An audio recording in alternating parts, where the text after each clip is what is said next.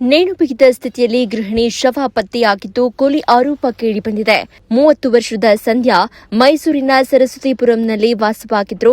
ಹಣಸೂರು ಪುರಸಭೆ ಮಾಜಿ ಅಧ್ಯಕ್ಷೆ ಗೀತಾ ನಿಂಗರಾಜು ಪುತ್ರಿ ಸಂಧ್ಯಾ ಸರಸ್ವತಿಪುರಂ ಜವರೇಗೌಡ ಪಾರ್ಕ್ ಸಮೀಪದಲ್ಲಿ ವಾಸವಾಗಿದ್ರು. ಟಿಕೆ ಲೇಔಟ್ ಮಹದೇವ್ ಪುತ್ರ ಅಕ್ಷಯ್ಗೆ ಕೊಟ್ಟು 15 ವರ್ಷದ ಹಿಂದೆ ವಿವಾಹ ಮಾಡಲಾಗಿತ್ತು. ಗಂಡ ಹೆಂಡತಿ ನಡುವೆ ಪದೇ ಪದೇ ಜಗಳ ಆಗ್ತಾ ಇತ್ತು. ಪತಿ ಪತ್ನಿ ನಡುವೆ ಗಲಾಟೆ ಆದರೂ ಕೂಡ ಮಕ್ಕಳ ಮುಖವನ್ನ ನೋಡಿಕೊಂಡು ನಮ್ಮ ಮಗಳು ಸಂಧ್ಯಾ ಸುಮ್ಮನಿದ್ಲು. ಆದ್ರೆ ಇದೀಗ ಆಕೆಯನ್ನ ಕೊಲೆ ಮಾಡಿ ನೇಣು ಹಾಕಿಕೊಂಡ ರೀತಿಯಲ್ಲಿ ಬಿಂಬಿಸಿದ್ದಾರೆ ಅಂತ ಹೇಳಿ ಇದೀಗ ಮೃತಳ ಪೋಷಕರು ಆರೋಪವನ್ನ ಮಾಡಿದ್ದಾರೆ. ಸರಸ್ವತಿಪುರಂ ಪೊಲೀಸ್ ಠಾಣೆಯಲ್ಲಿ ಸಂಬಂಧ ಪ್ರಕರಣ ಕೂಡ ದಾಖಲಾಗಿದೆ. ಸಂಧ್ಯಾ ತಾಯಿ ಗೀತಾ ಮಾತನಾಡಿ, ನನ್ನ ಮಗಳನ್ನ ಅಳಿಯನೇ ಕೊಲೆ ಮಾಡಿದ್ದಾನೆ. ಆ ನಂತರದಲ್ಲಿ ನೇತು ಹಾಕಿದ್ದಾನೆ. ವರದಕ್ಷಿಣೆ ಕೊಟ್ಟು ಮದುವೆ ಮಾಡಿಕೊಟ್ಟಿದ್ವಿ. ಅರ್ಧ ಕೆಜಿ ಚಿನ್ನ ಕೊಟ್ಟು ಭರ್ಜರಿಯಾಗಿ ಮದುವೆ ಮಾಡಿದ್ವಿ.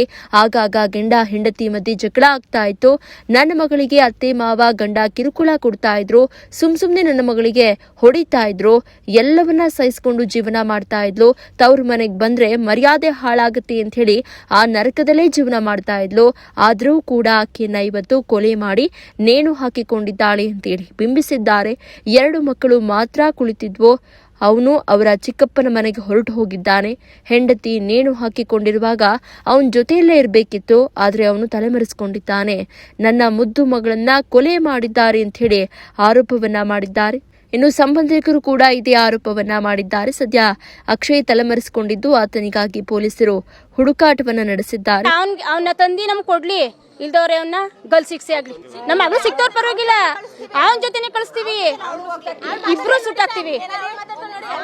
ಏನ್ ಮಾಡ್ಬೇಕು? ಎಣ್ಣೆ ತೀರೋರು ಅವ್ರ ಗಂಡೆ ತೋರಲ್ಲ, ಎಣ್ಣೆ ತೀರೋರು ಗೊತ್ತಿಲ್ವಲ್ಲ, ನಮಗ್ ಗೊತ್ತು ತಾನೆ. ಇಲ್ಲಿ ನಾವ್ ತಾನೆ ಸಾಯ್ತಾ ಇರೋದು ಎಣ್ಣೆ ತೀರೋದಕ್ಕೆ. ಅವ್ರ ಗಂಡೆ ಎತ್ಬಿಟ್ಟಲ್ಲ, ಅವರಲ್ಲ ಉಸ್ಕೊಂಡವ್ರಲ್ಲ. ಮಾತ್ರ ಇದೇನಿಲ್ಲ ಸರ್, ನ್ಯಾಯ ನಮ್ಗೆ ದೊರಸ್ಕೊಡಿ. ಏನ್ ಮಾಡ್ತಾರೆ ಅವರು? ಏನು ಮಾಡೋ ಪರಿಸ್ಥಿತಿ ಇಲ್ಲ ಅವರು. ಈಗ ಅವ್ರಿಗೆ ನ್ಯಾಯ ಬೇಕು.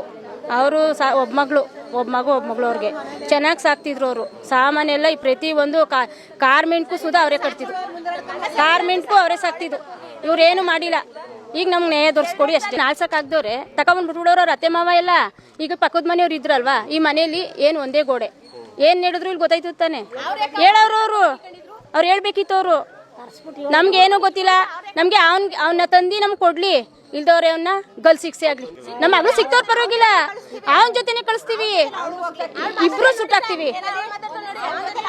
ನೀವು ಸಣ್ಣ ಆಗ್ಬೇಕಲ್ವಾ? ಅದು ಒಂದು ಉತ್ತಮ ಆಹಾರದಿಂದ ಸಣ್ಣ ಆಗ್ಬೇಕಲ್ವಾ? ಪ್ರತಿದಿನ ನಮ್ಮ ಜೀನಿ ಸ್ಲಿಮ್ ನ ಯೂಸ್ ಮಾಡಿ ಯಾವುದೇ ಸೈಡ್ ಎಫೆಕ್ಟ್ ಇಲ್ದಂಗೆ ನೀವು ಸಣ್ಣ ಆಗ್ತೀರಾ.